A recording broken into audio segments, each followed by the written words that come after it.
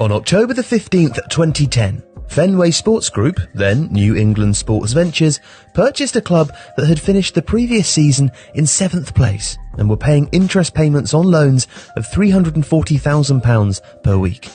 Liverpool were a failing enterprise. But in less than 10 years, they've won the Champions League, reached another final, and most recently, of course, won a league title for the first time in 30 years. Now, the catalyst for that ascension has undeniably been Jurgen Klopp. The performance of the reformed and data-led recruiting department has also been essential. Headed by Michael Edwards, the sporting director, the club's wild success in the transfer market, in buying, selling and identifying value more clearly than any other Premier League team, has helped to construct a world-class side, which is still yet to realise its full potential. But FSG's stewardship has been fundamental to the process too. And while it hasn't been without blemish, they can fairly be portrayed as enabling and innovative owners.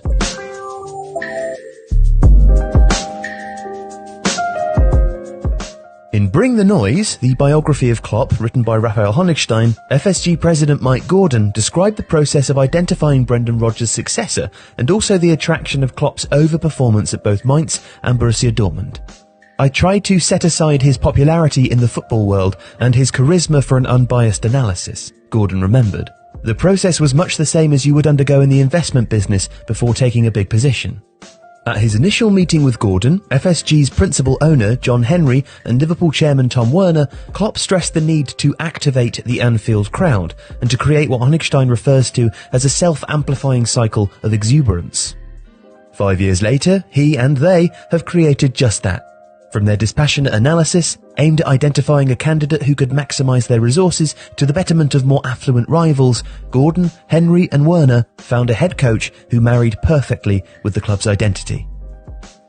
But while Klopp has clearly been the driving force behind Liverpool's revival, and his influence can also be seen in non-sporting performance, the growth around him has not only been noteworthy, but fundamental to the club's capacity to nourish his work with further spending. In their near decade of ownership, the indicators of FSG's performance away from the pitch are universally positive. Commercial revenue has risen from £67.7 million in 2010 to £188 million in 2019. Broadcasting revenue is up from 74.6 to 263.8 over the same period. And matchday income has almost doubled, rising from 42.5 to £83.3 million. Now, behind that statistic lies a cornerstone initiative that actually predates Klopp's arrival. In December 2014, work began on the first phase of Anfield's expansion.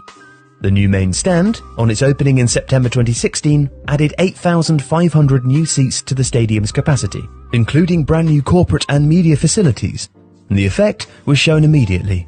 In spite of playing fewer games that season, with the club not qualified for European competition, matchday revenue rose by over £11 million. By 2018-19, Liverpool have the third highest matchday revenue in the country, still behind Arsenal and Manchester United, who occupy bigger stadiums, but with a significant advantage over Manchester City and Chelsea.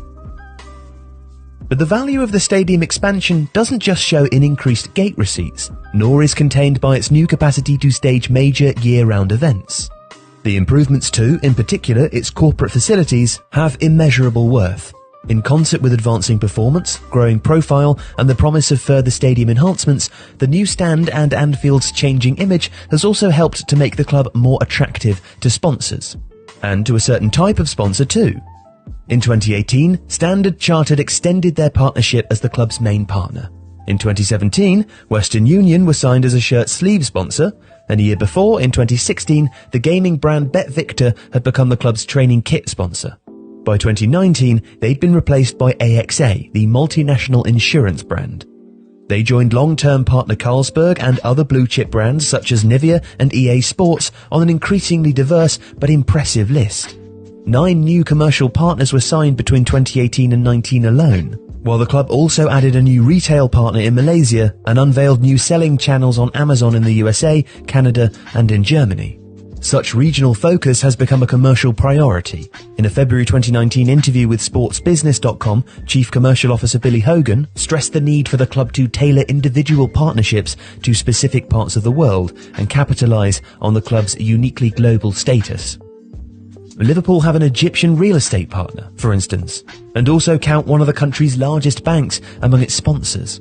Logical moves perhaps, and built around Mohamed Salah's success in England, but also indicative of a certain agility and the kind of bespoke approach that Hogan refers to.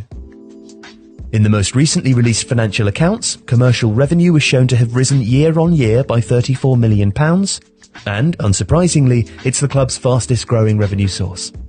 It's a success enabled by performance, but also by a precious historical advantage. Liverpool have always been a large club, but they spent much of the modern era underperforming, and, in response, parts of their large multinational fan base had become increasingly latent. But now, not so much. Additionally, according to The Athletic's Matt Slater, many Liverpool fans who were drawn to the club during their decadent 70s and 80s eras are now in positions of authority at major companies around the world. But nowhere, however, is Liverpool's growth under FSG better charted than on their most visible asset, their famous red shirt. In 2012, Adidas declined the opportunity to renew their kit sponsorship agreement at a cost of £12 million per season, with the German brand dismayed by the disparity between performances on the field and Liverpool's own calculation of their worth. In 2020, having fought through the courts for a premature end to their agreement with New Balance, Liverpool will enter the first year of an agreement with Nike. The new deal will be worth £30 million a season, less than New Balance were offering, but by estimation it's thought to be worth around £75 to £80 million a year, with the club due 20% royalties on every unit of kit sold. It will, by those projections, be the third richest deal in the world, and the most lucrative in English football history. But it's a bold move which characterises FSG's growth strategy. New Balance had been willing to match Nike's offer and had arguably produced the finest shirts in years. The key to Nike's appeal was distribution, though. According to reporting by The Athletic's James Pearce, they've vowed to sell the kit in at least 6,000 stores worldwide, whereas New Balance were never able to distribute from more than 3,000 outlets. It's a gamble. The deal will provide less money up front, but on the presumption that performance will drive sales, much more as a reward for further success. It's an aggressive, smart, and typical move. And of course, football is ultimately a game for the super wealthy. So, while FSG are obviously to be credited for the hiring of Jurgen Klopp, the backing they've given, and the many micro-initiatives they've overseen, their most important role, in broad terms, has been to capitalise on his performance in material terms, and provide the capacity for further growth. And they've done just that, becoming a behemoth club in real, rather than just theoretical or historical terms. The club Jurgen Klopp joined were paying an average first-team wage of £67,500 per week. The club he now leads are paying an average of £106,500. Under FSG, Liverpool have mastered the virtuous cycle of on-pitch success and financial performance.